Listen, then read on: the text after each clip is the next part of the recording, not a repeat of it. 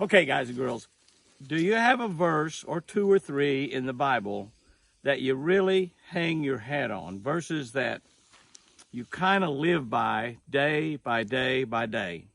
Think about that for just a minute, because we have hit on July the 7th one of the two that might be as important to me than all the verses in the Bible. That's right. This is one of mine.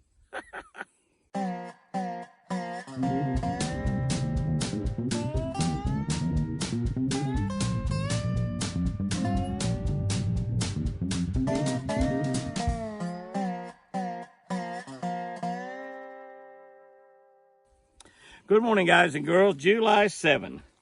Oh my goodness, July 7, and look at this, Ephesians 3:20. Ephesians 3:20 is one of a couple verses that I hang my hat on. It's a couple that I live my life by, that I get through struggles with. If I have a problem, I rely on this verse, and I've got a couple of them. The other one is all things work together for those who love God and are called according to His purpose. That's one of them. That means that whatever happens to me, all things work together for the good of those who love God and are called according to His purpose. So that's one of them that really gets me by no matter what. But this is the other one right here. It's Ephesians 3:20, and this is the encouraging verse. This tells me that I'm going to succeed no matter what.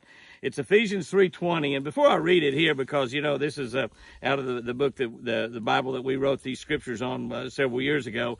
But as I look at it, and the way that I've got this in my mind, Ephesians 3:20, it says, God has the power to do increasingly abundantly more than you can ever ask or think. God has the power to do increasingly abundantly more than you can ever ask or think. That means He's got the power to do more than our wildest imaginations, more than our wildest dreams. Right out of the book here, Ephesians 3:20, it said, with God's power working in us, God can do much, much more than anything we can ask or imagine. Anything we ask Him for, anything we just dream up, our wildest imagination. That's the way I look at it. Here's what I wrote about that. It is so frustrating to not be able to find fish or figure out how to catch them. It's doubly so for those who know a great deal about the game. Quite often, just a little clue from nature or the environment can reveal the problem.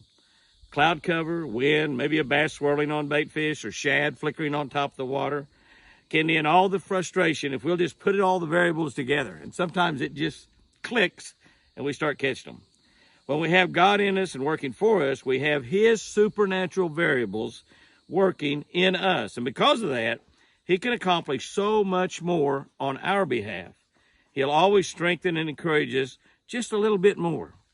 We have a God who sets our goals for us, and He sets them much higher than we can ever set them for ourselves.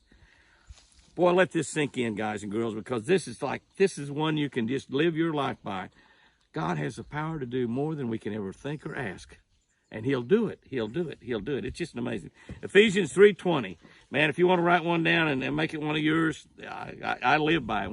When we speak at churches, and I speak at 15 or 20 churches a year. This year we've not been to but a couple because of the virus thing, and we've got a couple still on the schedule, and probably do more as the year goes on. It's just like nobody knows what to schedule anymore.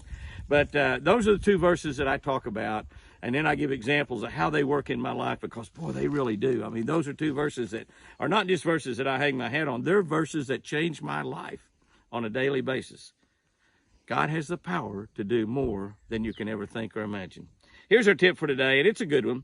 Let your worms and tubes fall on slack line. Let your worms and tubes fall on slack line. So when you pitch your bait out there, don't hold your line tight and let it fall because as it's falling, it's going to fall back toward the boat or back toward the bank, whatever you're fishing off the bank or in the boat. So when you pitch a worm or a tube out there, you want to pitch it out there, drop your rod tip and let it fall on a loose line. Let it fall right straight down.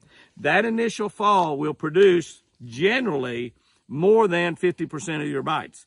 That initial fall. Now, if you let it fall on a tight line, it's going to fall back this way, back toward the boat. If you let it fall on a loose line, it falls right directly down to the fish. Many times you're pitching it out by a stick or the edge of a boat dock or the edge of a grass line, or the edge of a lily pad or something like that. So you don't want it to fall away from the structure. You want it to fall right straight down by the structure. So always let it fall on a loose line. Now pay attention, be a line watcher, watch that line. And if you see something strange or different happen, set the hook. If you see a little swirl, if you see a little swirl in the water, a little flash, the water messes up, if you see your line kind of jump a little bit or it starts moving one way or the other, if you pitch that worm or tube out there by a bush and the bush started shaking, that'd be a good time to set the hook. Probably something down there happening that you need to get involved with. So let your worm or tube or jig fall on slack line. Slack line. Let it fall on slack line. You get a lot more bites, you'll catch a lot more fish. Guys and girls, go out there and have you a great one today. I love you.